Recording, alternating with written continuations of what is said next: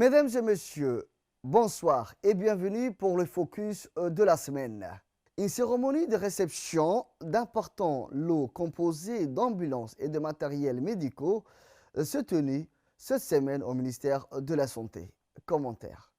Une cérémonie de réception d'un important lot composé d'ambulances s'est déroulée au ministère de la Santé, octroyée par l'Organisation mondiale de la santé grâce à un financement de la coopération italienne en République de Djibouti.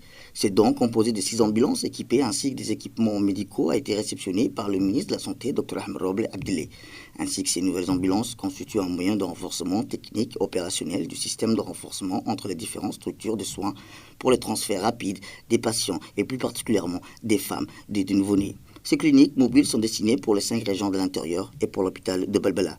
La cérémonie a vu la participation de l'ambassadeur de la République d'Italie accrédité en République de Djibouti, M. Agostino Palès, M. Alexandro Batticcio, parlementaire italien, la représentante de l'OMS, Dr Van Hill van der Wart, et la représentante de l'UNICEF, Mme Bit Dastel. La formation des formateurs portant sur l'évaluation et la certification s'est clôturée cette semaine au CFEEF Omar Guelleh Ahmed. Commentaire. La directrice générale du CFF, Mme Aïcha Farah, était accompagnée du directeur de la formation, des innovations et du partenariat, M. Awal Abdoukhadr, a clôturé la formation des formateurs portant sur l'évaluation et la certification en partenariat avec l'OF dans le cadre du programme Apprendre qui s'est déroulé du 20 au 23 mars. Dispensé par un expert de l'agence universitaire de la francophonie, en l'occurrence Dr Ibrahim Assako, et l'expert national, M. Nasser Ahmed Aden. Cette formation voit la participation d'une trentaine de personnes dont les formateurs du CFF, des inspecteurs disciplinaires, l'inspection générale de l'enseignement général. La direction générale du CFF a félicité les participants pour leur contribution, leur savoir-faire et leurs assiduités. L'Office djiboutien de développement de l'énergie géothermique a reçu la visite de l'ambassadrice d'Allemagne. Commentaire. L'Office djiboutien de développement de l'énergie géothermie a reçu la visite de l'ambassadrice d'Allemagne pour discuter de la collaboration en matière d'énergie géothermie entre Djibouti et l'Allemagne. Au cours de sa visite, l'ambassadrice a été accueillie par le directeur général de l'ODEC, Dr Rayad Ahmed Moussa.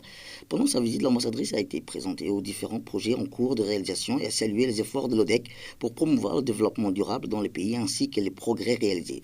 Dr Heik Fuller a également souligné l'importance de la coopération entre les deux pays en matière d'énergie verte. La visite de l'ambassadrice est une preuve supplémentaire de l'importance de l'énergie géothermie dans les relations entre Djibouti et l'Allemagne.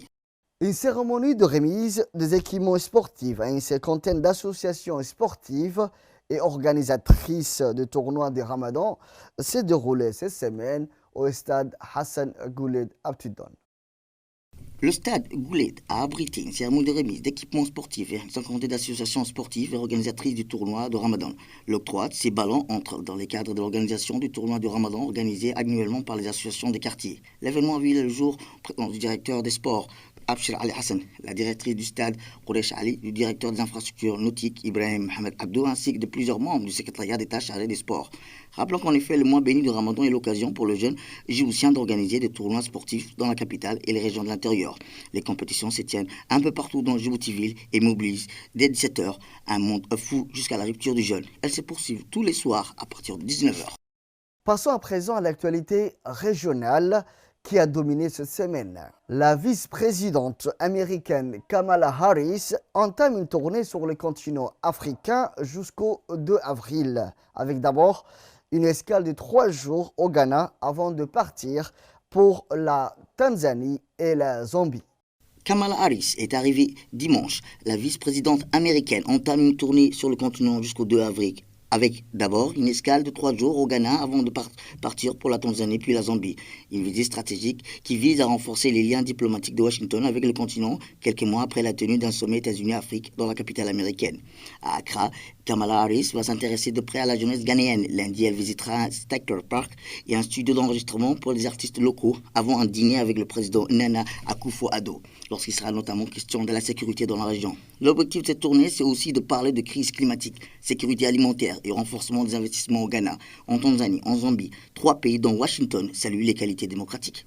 Au Nigeria, plus de 50 000 combattants de Boko Haram et membres de leurs familles se sont rendus au gouvernement fédéral entre juillet 2021 et mai 2022. C'est ce qu'a déclaré le chef d'état-major de l'armée le week-end dernier. Au Nigeria, plus de 50 000 combattants de Boko Haram et membres de leur famille se sont rendus au gouvernement fédéral entre juillet 2021 et mai 2022. C'est ce qu'a déclaré le chef d'état-major de l'armée le week-end dernier. Le général Lucky Arbor a par ailleurs souligné que les 1500 terroristes repentis sont sortis du camp et dans l'état de Gombe entre 2016 à 2022, tandis que 1900 ont été libérés du camp de Maïdegourou. Des résultats obtenus grâce au programme de mobilisation et de réinsertion, notamment l'opération Corridor de sécurité, approche de justice traditionnelle et transitionnelle qui, à l'image du programme d'amnistie du Delta du Niger lancé en 2009, permet une prise en charge des démobilisés. Cette initiative font face à un moult entravé. Il s'agit de manque d'experts en formation spécialisée, l'absence de législation appropriée sur la réinsertion et la faible participation des agences de la communauté internationale, ainsi que l'inefficacité du système de suivi.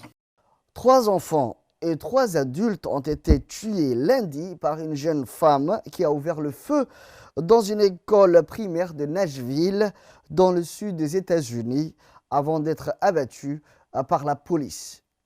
Commentaire.